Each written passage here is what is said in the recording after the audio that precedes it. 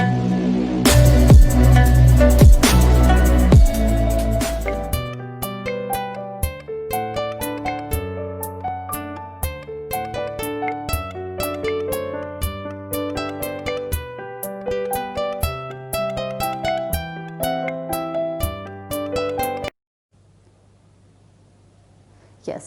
today we will discuss about 2017 Series A Mathematics question paper.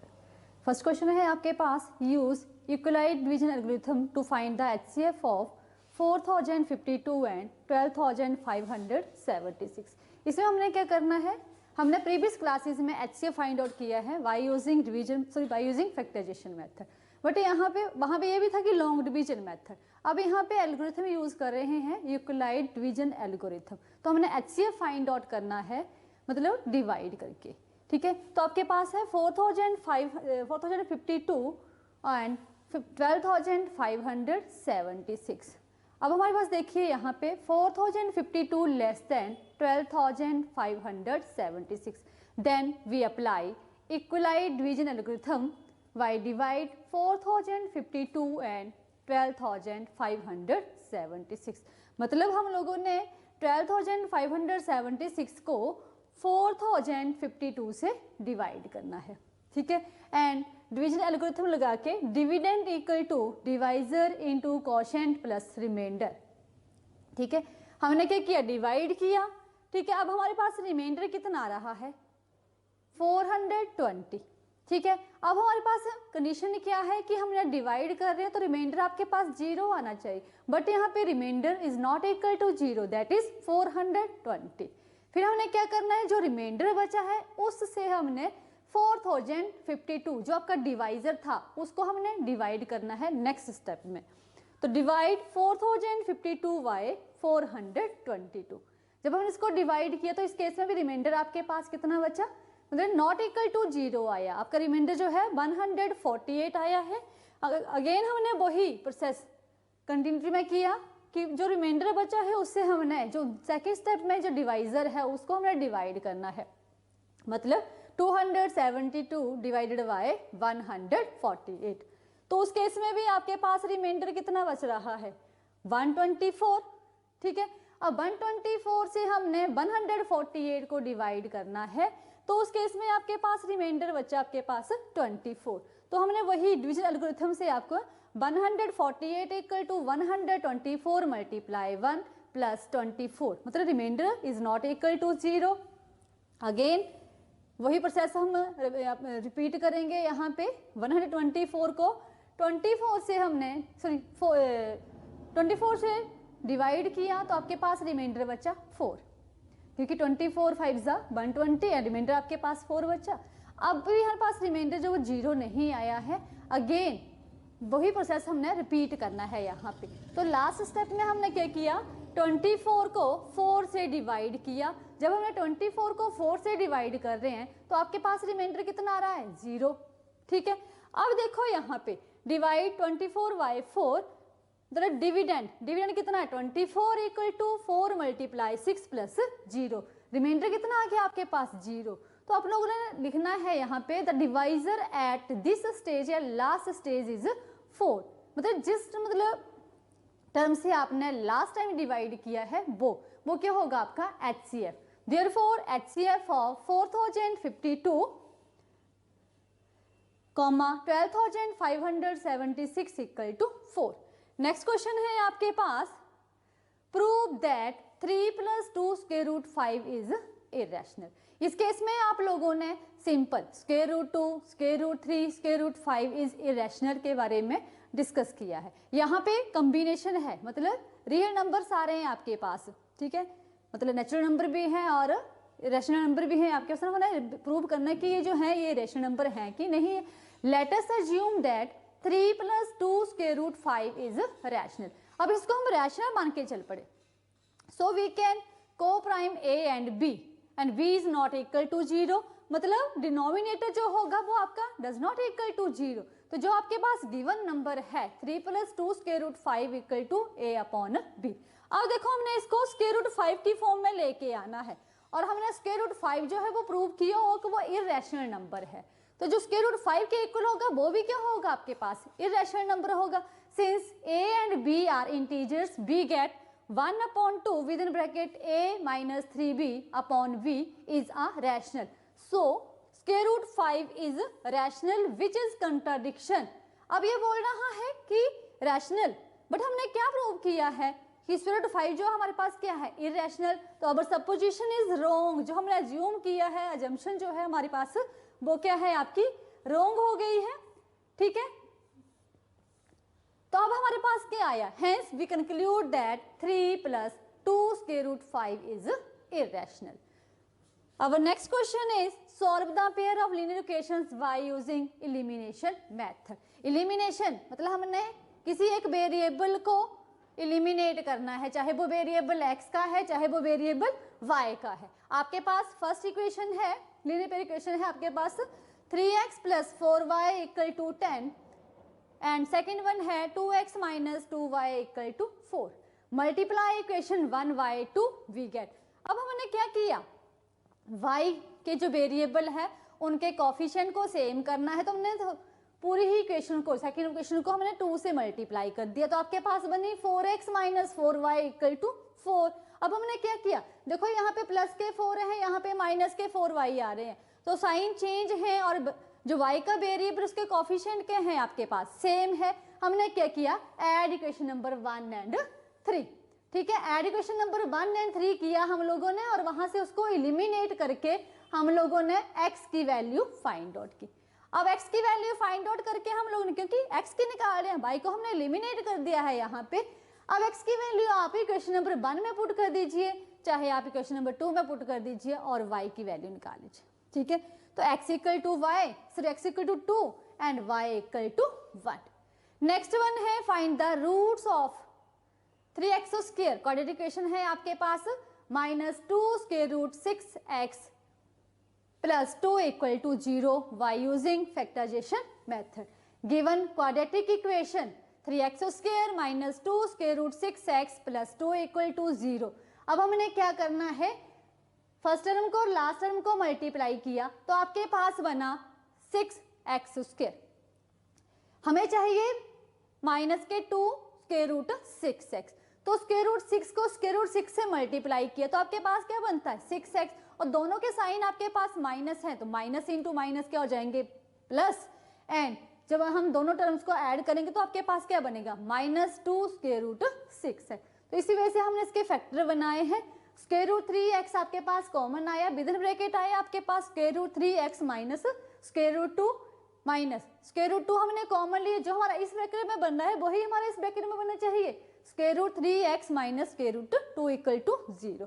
तो either square root 3x minus square root 2 within bracket and square root 3x minus square root 3 = 0। तो आपने या तो आपका first जो factor है वो 0 = 0 क्या होगा, या दूसरे वाला 0, तो यहाँ से हमने इनको =0 करके x की वैल्यू फाइंड आउट कर ली है, x = square root 3 upon square root 3, ठीक है। ये आ गया आपके पास। नेक्स्ट क्वेश्चन है आपके पास find the point on x axis which is equidistant from 2, -5 triple form and -2, 9।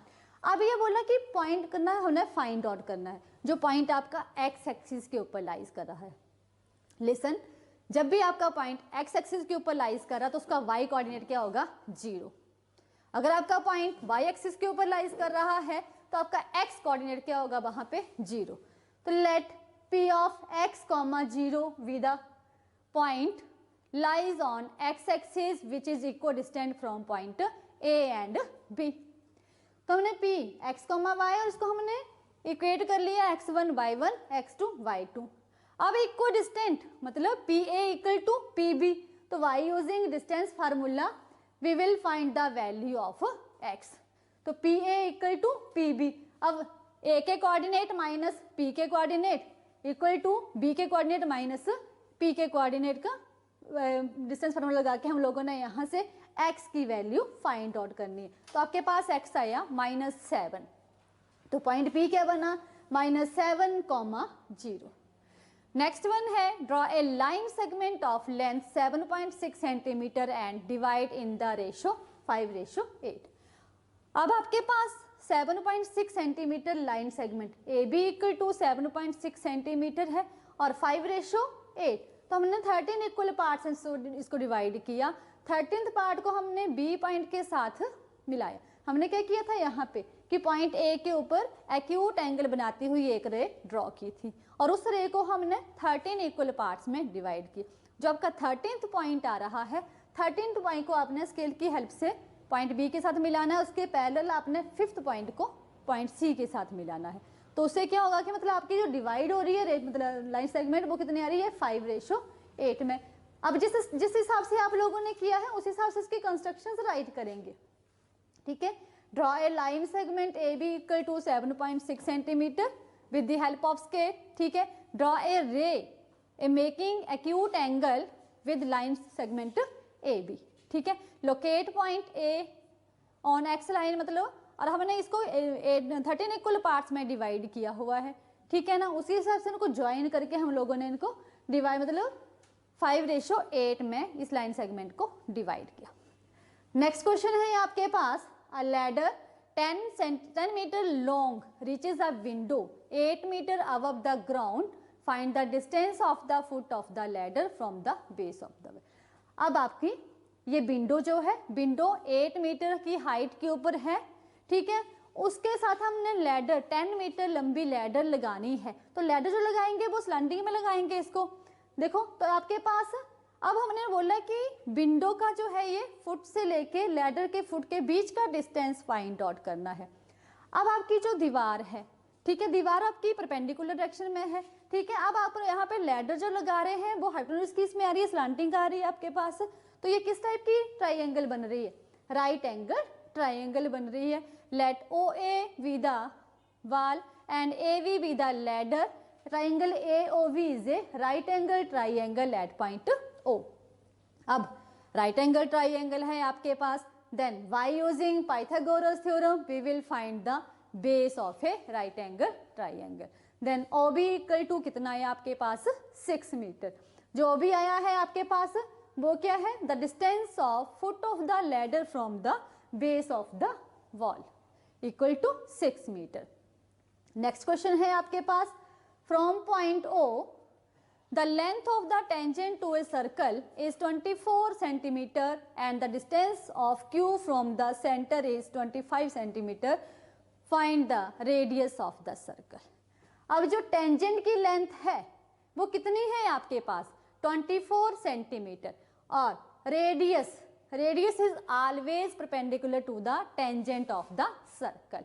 ठीक है, अब जहाँ पे सर्कल का जो सेंटर है उससे और जो टेंजेंट का एंड पॉइंट है Q, इनको जो मिलाएंगे इसका डिस्टेंस कितना आ रहा है 25 सेंटीमीटर। तो हमने यहाँ पे देखो ये राइट एंगल ट्राइंगल बन रही है क्योंकि radius is always perpendicular to the tangent of the circle which make a 90 degree angle. Right angle triangle बनी तो आपने क्या फाइंड आउट करना है रेडियस, और रेडियस क्या है आपके पास OP। Given length of the tangent to a circle equal to 24 centimeter, distance OQ equal to 25 centimeter, to find the radius OP। तो आपके पास क्या है, triangle QOR is right angle triangle at point P। By using Pythagoras theorem, hypotenuse square equal to base square plus perpendicular square। OQ square equal to QP square, sorry QR square plus QP square।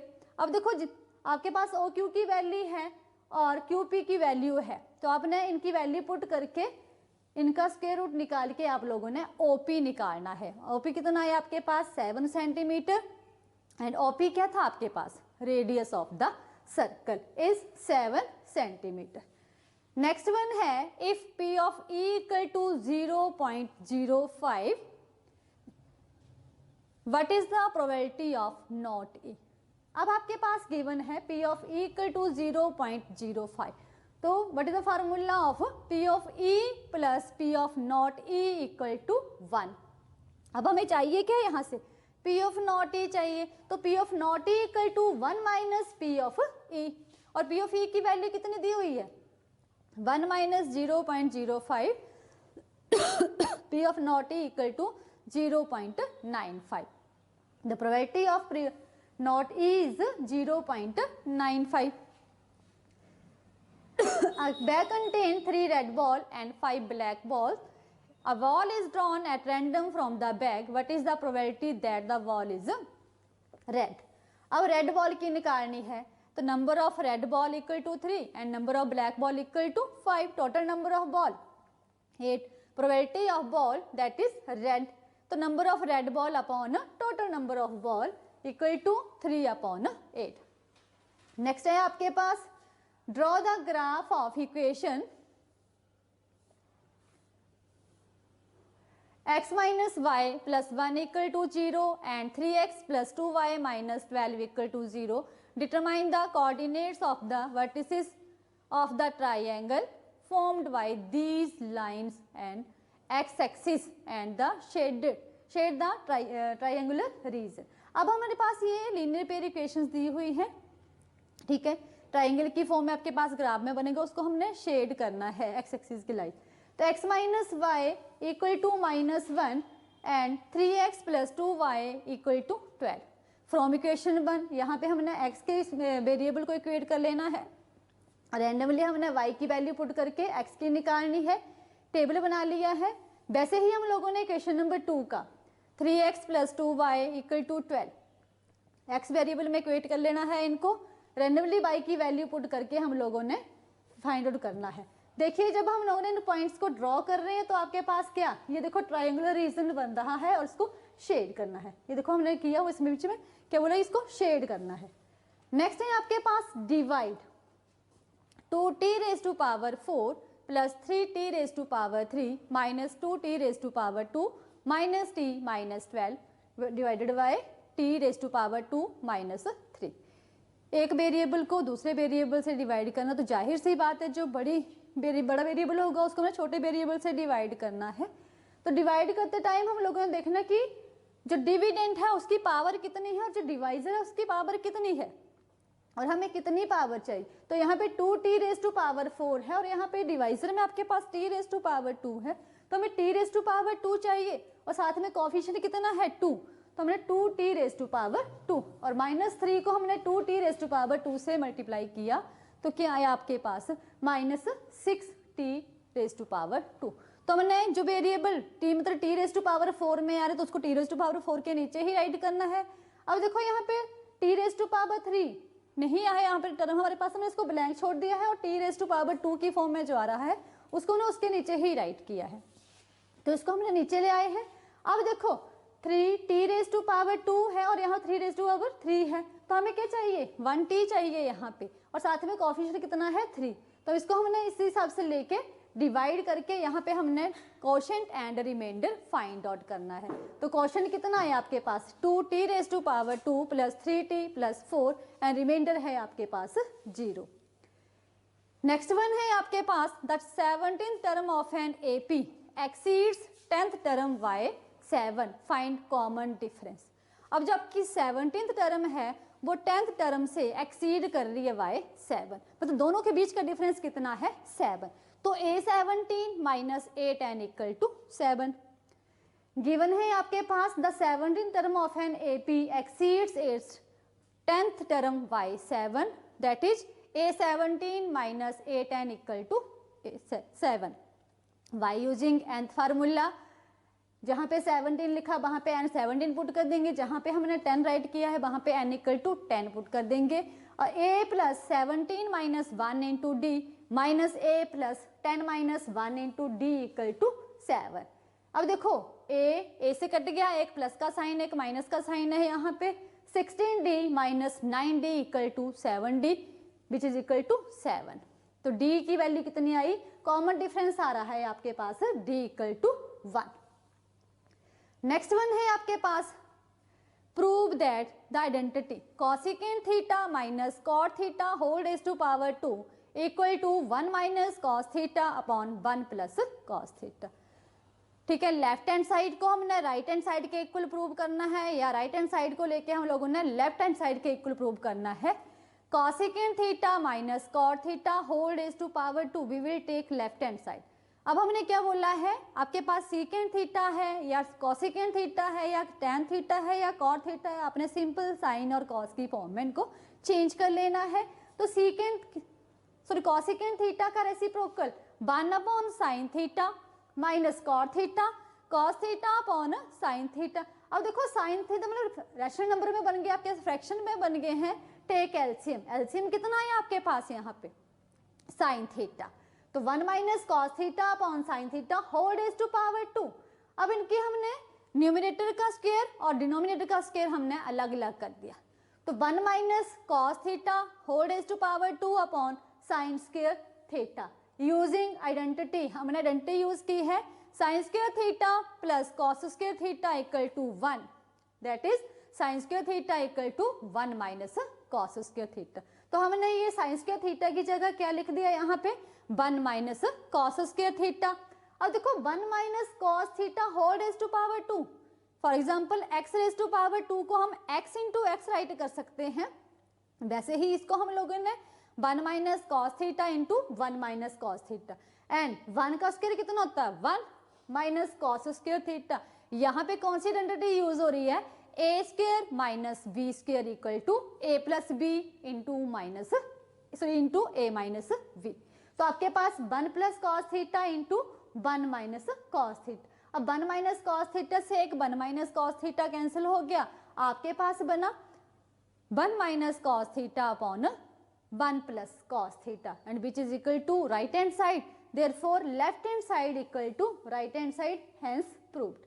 Evaluate sin 60 degree cos 30 degree plus sin 30 degree cos 60 degree।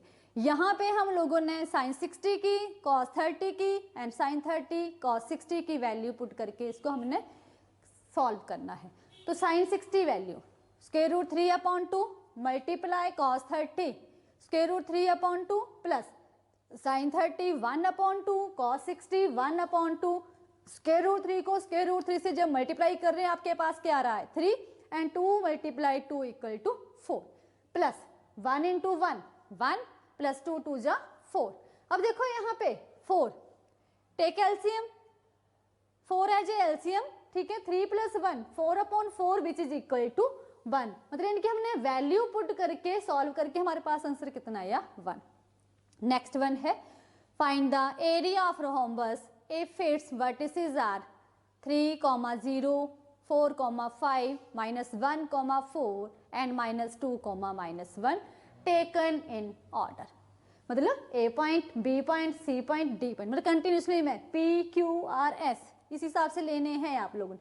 तो हमने ये rhombus की diagram draw की है, इनके मतलब points को label कर दिया A, B, C, D, ठीक है। अब हमें पता है एरिया फाइंड आउट करना है, तो we know that area of rhombus equal to half of the product of its diagonal. अब हमें डायगोनल भी ड्रॉ करने पड़े, तो डायगोनल AC VD, तो हमने y using distance formula we will find diagonal AC and BD, ठीक है। हमने डिस्टेंस फार्मूला लगा के हमने इनके फार्मूले मतलब वैल्यूज निकाली है AC और BD की, और area of rhombus ABCD equal to half of the product of its diagonals, तो 1/2 into diagonals AC into diagonal PD, ठीक है। इनकी वैल्यू पुट करके आपके पास आंसर आया है 24 स्क्वायर यूनिट्स। और एरिया मैंने आपको पहले भी बोला एरिया के यूनिट्स जो होंगे वो स्क्वायर में आते हैं, डिपेंड करता है कि आपके यूनिट किस फॉर्म में है, मीटर में है, सेंटीमीटर में, अगर यहाँ पे नहीं दिए हैं स्क्वायर यूनिट मतलब कोई ना कोई यूनिट तो होगा ही होगा इसका, तो square unit. The length of a minute hand of a clock is 14 centimetre, find the area swept by the minute hand in 5 minutes. अब मिनट हैंड जब आपकी रिवॉल्व करती है, चक्कर लगाती है, तो वो सर्कल की शेप बना रही है, और सर्कल का कंप्लीट एंगल कितना होता है आपके पास 360 डिग्री। अब हमने ये फाइंड आउट करना है कि 5 मिनट्स में सर्कल जब मतलब मिनट हैंड आपकी रिवॉल्व कर रही है, मूव कर रही है, तो वो कितने डिग्री का एंगल बना रही है और कितना एरिया कवर कर रही है इन 5 मिनट्स। तो जो आपकी मिनट हैंड है वो सर्कल मतलब सर्कल की शेप दे रही है, सर्कल बनाती है जब आप रिवॉल्व करती है, ठीक है। तो वो क्या हुआ आपका रेडियस। तो minute hand complete full circle degree in 1 hour कितना आया, swept by minute hand in 1 hour equal to 360 degree and minute hand swept by in 1 minute equal to 360 degree upon 60। तो कितना आया आपके पास 6 डिग्री, 1 मिनट में वो 60 degree का angle बना रही है। तो 5 मिनट्स में क्या होगा, 5 इंटू 6 कितना आएगा 30 डिग्री। अब आपके पास एंगल थीटा कितना आ गया 30 डिग्री, और जो आपकी मिनट हैंड रिवॉल्व करी सर्कल जो बना रही है, ठीक है, गोल गोल घूम रही है, वो सर्कल ही बना रही है। तो वो क्या हुआ आपके पास, जितनी आपके पास मिनट हैंड की लेंथ दी हुई है वो क्या है आपका रेडियस। तो लेंथ ऑफ मिनट हैंड कितनी है आपके पास 14 centimetre, that is radius of the circle equal to 14 centimetre. अब area swept by minute hand in 5 minutes equal to, अब देखो इस शेप में बन रही है आपके पास, सेक्टर की फॉर्म में बना रहे हैं, तो which is equal to area of sector. And what is the formula of area of sector, theta upon 360 degree into pi r square. Theta 30 degree upon 360 degree into 22 upon 7 into 14 centimeter square. तो आपके पास solve करके आया 154 upon 3 square centimeter. इसको decimal में convert कर लीजिए, अगर नहीं करना तो आप यहाँ तक भी रहने दे सकते हैं। आपके पास आया 51.33 square centimetre. Therefore area swept by minute hand clock in 5 minutes is 51.33 square centimetre. ठीक है, अब नेक्स्ट क्वेश्चन है, ABC is an isosceles triangle right angled at point C, prove that AB square equal to 2AC square. अब आपके पास जो triangle दी गई है isosceles है, तो आइसोस्केल्स में there are 2 sides are equal. ठीक है, अब देखो राइट एंगल भी है आपके पास एट पॉइंट C के ऊपर आपका कितने डिग्री का एंगल बना रही है 90 डिग्री का एंगल बना रहे हैं आपके पास, तो BC इक्वल टू AC। ठीक है, then by using Pythagoras theorem hypotenuse square equal to perpendicular square plus base square. अब परपेंडिकुलर कितना है AC square plus BC square equal to AB square. अब हमारे पास AC इक्वल टू BC, तो हमने BC की जगह AC पुट कर दिया, AC plus AC 2AC square equal to AB square और AB square equal to 2AC square. हमने यही प्रूव करना था यहाँ पे। नेक्स्ट वन है, 2 concentric circles are of radii 5 centimeter and 3 centimeter. Find the length of the chord of the length circle which touches the smaller circle. ठीक है, अब देखो यहाँ पे हमने 3 सेंटीमीटर कंपास ओपन करके सर्कल ड्रॉ किया, उसी सेंटर के ऊपर हमने 5 सेंटीमीटर कंपास ओपन करके सर्कल ड्रॉ किया, और जब हम ये कोड जो ड्रॉ कर रहे हैं वो स्मॉलर सर्कल को टच करती हुई, देखिए यहाँ पे स्मॉलर सर्कल को टच करती हुई ड्रॉ कर रहे हैं। ठीक है, तो ये 5 centimetre radius of larger circle and ये स्मॉलर सर्कल का, तो रेडियस ऑफ स्मॉलर सर्कल कितना है आपके पास 3 centimetre. Draw 2 concentric circles of radii 5 centimeter and 3 centimeter with center O. Join OC with radii of smaller circle. Join OA and OB. अब OA और OB को हमने join कर दिया है। अब AB equal to AC plus BC। ठीक है, AB equal to AC plus BC मतलब ट्वाइस ऑफ AC। अब यहाँ पे भी राइट एंगल ट्राइंगल बन रही है, by using Pythagoras theorem we will find the base. And आपके पास बेस कितना आया, हमने एक साइड की ली है राइट एंगल ट्राइंगल, तो दूसरी भी हमारे पास सेम बन रही है, तो बेस मतलब B इक्वल टू 4 आया। हमने क्या बोला है ट्वाइस, तो length of the chord of a larger circle touches the smaller circle equal to 4 centimeter plus 4 centimeter that is 8 centimeter. Next है आपके पास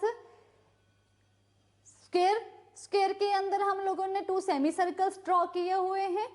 ठीक है, और यहाँ पे हमारे पास कितना है 7 सेंटीमीटर रेडियस लेके, और जो स्क्वायर की साइड्स दी हुई हैं वो कितनी है आपके पास 14 सेंटीमीटर। 2 सेमी सर्कल्स ड्रॉ किए हैं और शेडेड रीजन का हमने एरिया फाइंड आउट करना है। तो side of a square equal to 14 centimeter, जो साइड है आपकी वो सेमी सर्कल का क्या है डायामीटर। तो radius of circle equal to diameter upon 2 मतलब half of the diameter, 14 centimeter upon 2 equal to 7 centimeter. Then what is the formula of area of square equal to side square, मतलब 14 multiply 14 square centimeter which is equal to 196 square centimeter. Area of 2 semi circles, क्योंकि यहाँ पे 2 semi circles draw किए हुए हैं तो area 2 into area of 1 semi circle, तो twice of half of the area of circle pi r square, तो 2 से 2 कैंसिल हो गया, ठीक है, पाई आर स्क्वायर बचा है आपके पास। Take pi as a 22/7 and put the value of r, we will find the area of 2 semi circles, that is 154 square centimeter। अब बात क्या हो रही है, area of shaded region find out करना है, ठीक है।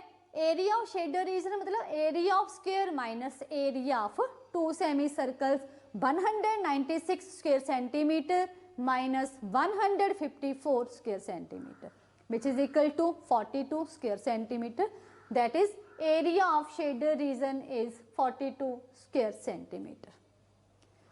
नेक्स्ट क्वेश्चन है हमारे 5 मार्क्स के, ठीक है। A train travels 360 kilometer at a uniform speed, if the speed had been 5 kilometer per hour more it would have 1 hour less for the journey, find the speed of the train. अब जाहिर सी बात है uniform speed के साथ वो 360 kilometre का distance cover कर रही है, जब उसकी स्पीड हमने 5 किलोमीटर पर आवर इंक्रीज कर दी है तो टाइम क्या होगा उसमें, 1 घंटा कम मतलब कम ही लगेगा उसमें, तो यहाँ पे 1 घंटा कम टाइम ले रही है वो, तो हमने क्या फाइंड आउट करना है, find the speed of the train. जो चीज़ हम लोगों ने फाइंड आउट करनी है उसको हम लेट अज्यूम करके चल पड़ेंगे, let the speed of the train equal to x kilometer per hour. Speed के यूनिट क्या होते हैं, x मतलब किलोमीटर पर आवर। अब इंक्रीज स्पीड, कितनी स्पीड इंक्रीज की है, 5 किलोमीटर, तो x plus 5 kilometer per hour. Total distance covered by the train equal to 360 kilometer. We know that speed equal to distance upon time, ये आपने science में पढ़ा हुआ फॉर्मूला। अब हमारे पास क्वेश्चन जो वो टाइम की फॉर्म में है तो हम इस फॉर्मूले को टाइम की फॉर्म में राइट कर लेंगे, time equal to distance upon speed. According to question 360 distance है आपके पास और फर्स्ट टाइम हमने स्पीड कितनी अज्यूम की हुई है, x minus 360 upon increased speed, मतलब x plus 5 equal to 1। We will take LCM, LCM आया आपके पास x इंटू एक्स प्लस 5, कर दीजिए इसको cross multiply, 360 x into 360 x plus 5, ठीक है, विच इज इक्वल टू मतलब equal to 1, 360 x minus 360 x minus 1800 upon x into x plus 5 equal to 1।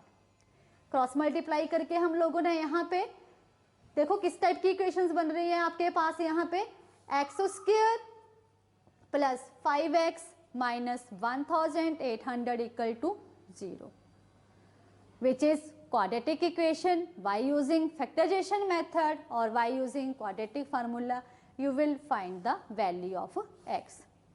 We will use here factorization method, x square plus 45x minus 40x minus 1800 equal to 0। इन दोनों में से देखो यहाँ पे x common आ गया, x into x plus 45 minus 40 as a common, x plus 45 equal to 0। x minus 40 with in bracket x plus 45 equal to 0, either x minus 40 equal to 0 और x plus 45 equal to 0। तो x equal to minus का sign था, यहाँ right hand में क्या हो जाएगा, sign change हो जाएगा, x इक्वल टू 40 और x इक्वल टू माइनस 45। जो हमारे पास स्पीड कांट भी नेगेटिव, तो हमने जो x इक्वल टू माइनस 45 है नेग्लेक्ट कर दिया इसको, therefore speed of the train equal to x equal to 40 kilometer per hour।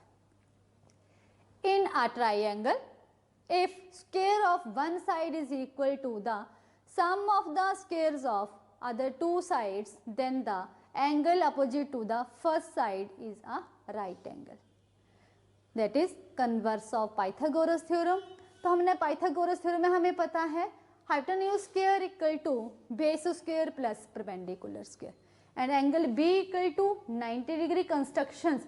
Triangle P Q R is right angle triangle at point O such that PQ equal to AB and QR equal to BC। हमने two triangles ली हुई हैं ABC and PQR। In triangle PQR by using Pythagoras theorem hypotenuse square equal to perpendicular square plus base square, PR square equal to PQ square plus BC square by constructions PQ equal to AB।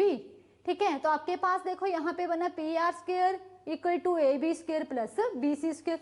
अब दोनों से में देखो PR square plus PR square common है, तो हमने left hand side equal है तो उनकी राइट हैंड साइड भी क्या होंगी equal. AC square equal to AB square plus BC square और AC equal to PR।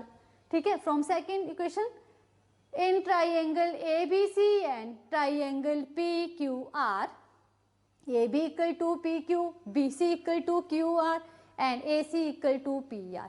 By using तीनों साइड्स आपके पास क्या हैं इक्वल हैं। By using side side side congruence criterion these two triangles congruent to each other. Triangle ABC congruent to triangle PQR. That is अगर ये congruent हैं तो उनके एंगल्स भी क्या होंगे same, angle B equal to angle Q और angle Q आपके पास गिवन है कितना था 90 डिग्री और हम लोगों ने फाइंड आउट क्या करना है, जो अदर ट्राइंगल हमने ड्रॉ की है उसका एंगल कितना रहा है 90 डिग्री कि नहीं, मतलब राइट एंगल ट्राइंगल मतलब राइट एंगल है कि नहीं है, तो which implies angle B equal to 90 degree। तो यही प्रूव करना था हम लोगों ने। The square of one side is equal to the sum of the squares of other two sides, then angle opposite to the first side is right angle। Next question देखेंगे आप लोग। From a point on the ground, the angle of elevations of bottom and top of transmission tower fixed at the top of a 20-meter high building are 45 degree and 60 degree respectively. Find the height of the tower। अब क्या बोल रहे हैं ये, from a point on the ground the angle of elevations of the bottom and top of a transmission tower fixed at the top of a 20-meter high building। मतलब 20 metre high building है उसके ऊपर हमने tower fix किया हुआ है। ठीक है, टावर के टॉप से और टावर के ही बॉटम से, ठीक है, जो एंगल बन रहा है आपके पास वो कितना बन रहा है 45 डिग्री एंड, और बिल्डिंग के टॉप से जो एंगल बिल्डिंग के जो टॉप से एंगल बन रहा है वो 45 डिग्री बन रहा है और टावर के टॉप से और बिल्डिंग के फुट तक जो एंगल बन रहा है वो आपका 60 डिग्री का एंगल बन रहा है। देखिए टोटल मतलब आपके पास है हाइट ऑफ बिल्डिंग कितनी दी हुई है 20 मीटर और हमने टावर की हाइट फाइंड आउट करनी है, तो ये हमने DA मान लिया H, तो टोटल हाइट कितनी बन गई आपके पास 20 प्लस H। लेवल कर दिया ABCD। आपके पास देखिए यहाँ पे given height of the let height of the tower equal to H and height of the building equal to 20 meter. Angle DBC equal to 45 degree and angle ABC equal to 60 degree from triangle DVC in which right मतलब which is right angle triangle at point C, BC upon DC equal to cot 45। मतलब base upon perpendicular equal to cot theta and what is the theta 45 degree।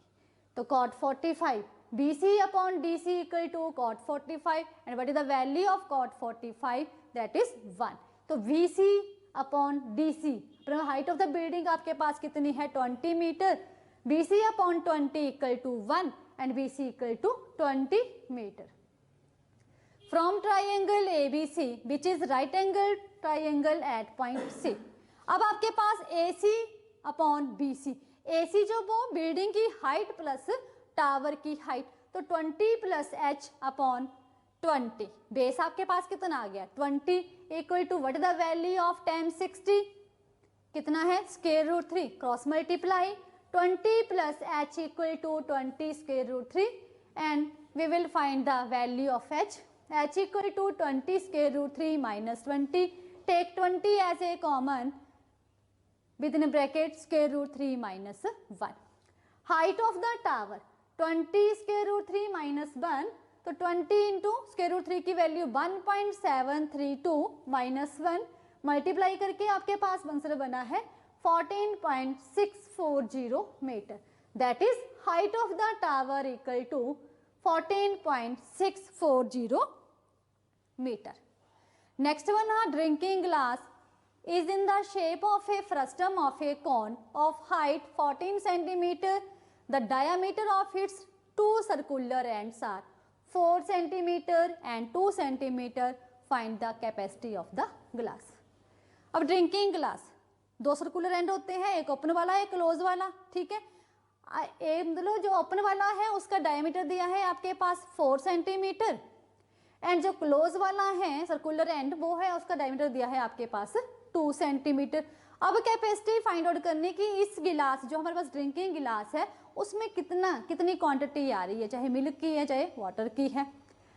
Height of the cone, height भी दी है आपके पास, कितनी है 14 centimetre, frustum की shape में है, मतलब 2 सर्कुलर एंड्स हैं इसके। तो हाइट ऑफ द फ्रस्टम या height of the drinking glass equal to h equal to 14 centimeter. Diameter of upper end जो ओपन वाला है 4 centimeter, diameter of lower end जो क्लोजर है आपके पास 2 सेंटीमीटर। फिर हम लोगों ने किया इन डायमीटर्स को हमने रेडियस में कन्वर्ट करना है। Radius of upper end equal to diameter upon 2 which is equal to 2 centimeter and radius of lower end which is equal to diameter upon 2 which is equal to 2 upon 2 equal to 1 centimeter. अब capacity मतलब volume of a frustum of cone, मतलब पूरा ही अंदर का जो area वो cover करेगी जितना भी आपके पास है, तो वो क्या बना आपके पास volume of a frustum of a cone. तो what is the formula of a volume of a frustum of a cone, 1/3 pi h with in bracket r1 square plus r2 square plus r1 r2। Put the value of pi h r1 r2 and solve. क्या बना आपके पास 308/3। अब volume capacity मतलब capacity की बात हो रही है, वॉल्यूम की बात हो रही है, यहाँ पे तो कितना आएगा आपके पास, यूनिट क्या आएंगे क्यूबिक सेंटीमीटर। तो आपके पास बना volume of a frustum of a cone equal to 308/3 cube centimetre. Next है आपके पास the distributions below gives the weight of 30 students of a class, find the median weight of the students. Weight दिए हैं आपके पास class interval की form में, frequency दी हुई है 40 to 45 आपके पास 2 फ्रीक्वेंसी है, 45 to 50 फ्रीक्वेंसी 3 है, 50 to 55 फ्रीक्वेंसी 8 है and 55 to 60 frequency 6 and 60 to 65 frequency 6 and 65 to 70 3 frequency है एंड 70 to 75 आपके पास 2 है और टोटल कितना आ रहा है आपके पास n इक्वल टू 30। अब हम लोगों ने मीडियन, तो मीडियन के केस में हम लोगों को क्यूमुलेटिव फ्रीक्वेंसी फाइंड आउट करनी है, ठीक है। फर्स्ट फ्रीक्वेंसी, फर्स्ट में सेकंड ऐड की 2 + 3 इक्वल टू 5, थर्ड मतलब उसके बाद हमने थर्ड फ्रीक्वेंसी ऐड की 5 + 8 इक्वल टू 13 एंड 8 + फिर 13 + 6 equal to 19, 19 + 6 equal to 25 and 25 + 3 equal to 28, 28 + 2 equal to 30। मतलब जो आपके पास सम ऑफ फ्रीक्वेंसी आ रही है वो ही यहाँ पे लास्ट क्यूमुलेटिव फ्रीक्वेंसी आएगी, दैट इज 30। अब नेक्स्ट है आपके पास n equal to 30, n/2 equal to 30/2 which is equal to 50। अब फ्रीक्वेंसी हमने कंसीडर की है यहाँ पे, फ्रीक्वेंसी f इक्वल टू 6 और उसके प्रीवियस फ्रीक्वेंसी जो आएगी वो क्या आ रही है आपके पास 13, देखो। और इसकी जो क्लास मॉडल क्लास आ रही है आपके पास 55 to 60, तो लोअर लिमिट कितनी आएगी आपके पास 50। और h क्या है आपके पास क्लास साइज, मतलब जो आपके पास क्लास इंटरवल दी हुई है उसके बीच का डिफरेंस, ठीक है। तो मीडियन का फॉर्मूला है आपके पास L + n/2 - CF/f × h। L क्या है आपके पास लोअर लिमिट 55 + n/2 आपके पास 15 माइनस क्यूमुलेटिव फ्रीक्वेंसी है 13/6 मल्टीप्लाई 5, 55 प्लस 2/6 मतलब 10/6, आपके पास बना टेक एलसीएम एंड ये बना आपके पास 340/6 which is equal to 56.66, that is 56.67. तो median weight of the students in 30 मतलब 30 स्टूडेंट्स ऑफ ए क्लास आपके पास कितना बना 56.67 किलोग्राम. तो ये था मतलब आपने अगर यहाँ पे आपको नहीं लगता तो आप डिवाइड करके, ये रबर का हमने साइड में किया हुआ है, 340 को 6 से डिवाइड करके उसको डेसिमल प्लेस में कन्वर्ट कर लिया है. और वेट, तो वेट आपके वेट के यूनिट क्या होते हैं किलोग्राम, तो किलोग्राम अपने यूनिट यहाँ पे राइट करने हैं. ठीक है, तो ये थे आपके पास 2017 सीरीज ए क्वेश्चन पेपर. ठीक है, ओके.